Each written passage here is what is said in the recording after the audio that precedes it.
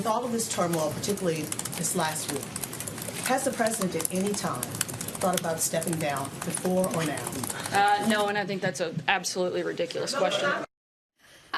White House Press Secretary Sarah Huckabee Sanders making her message to the media pretty clear in that soundbite. Will the mainstream media ever back off this kind of coverage of our president? Here to debate this is RNC spokesperson Kayleigh McEnany and Fox News contributor Jessica Tarlov. I hate to laugh, but I just can't get enough of those two. Those two continue to spar.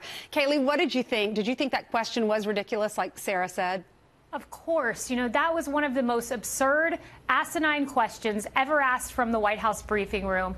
We already knew that the mainstream media was biased. The Harvard study found 80% negative coverage of Trump's first 100 days. The only network that achieved balance in that Harvard study was this network, Fox News. But that just revealed the evidence of political bias, that question.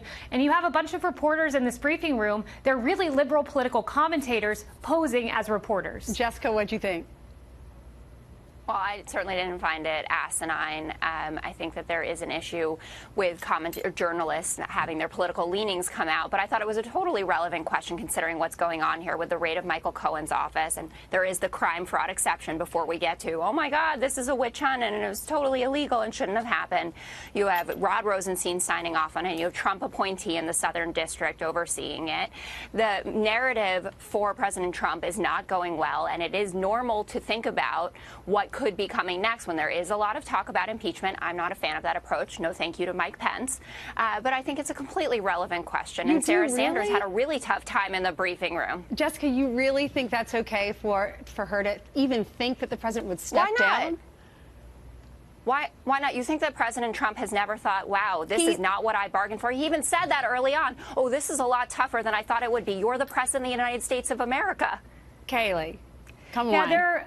Yes, exactly. There are a million things you could ask Sarah Sanders about substantive issues affecting the American people. This is a question with no basis in truth, no basis in fact, that was just lobbed at the press secretary. It was ridiculous, and this all boils down to the fact that the media cannot stand that President Trump is succeeding. They cannot stand that President Obama couldn't achieve historically low unemployment. President Trump has. They can't stand that ISIS was flourishing under Obama, but under President Trump, they are on the run. They can't stand Obama didn't act in Syria, but President Trump has. They cannot stand that this president is succeeding, and that is at the root of this. Jessica, Republicans do feel like they're doing everything they can to take this president down, resist hysterics. I mean, for her to ask that question, and this is the same girl. She and Sarah Huckabee Sanders, they keep going back and forth, and that's why I laughed at the beginning, because it's kind of humorous. She's the one that said Sarah Huckabee Sanders didn't really make her pecan pie, and then said she was just kidding. Yeah. But do you agree with that? Do you think that Republicans are accurate in saying that Democrats will do whatever they can to take down this president?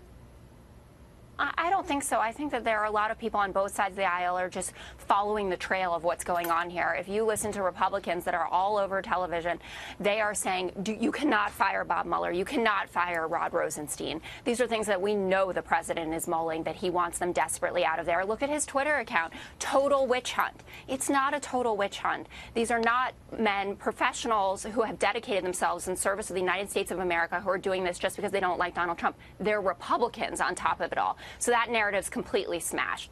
I don't think it's that Democrats can't stand all of the accomplishments of this president. He's doing a great job building on Obama's accomplishments. I will give him that in a lot of ways. But I don't think it's about that. I think it's about what I heard a little giggle. What are you giggling about there? It's just so predictable. Kayleigh, do you think it's backfiring on Democrats?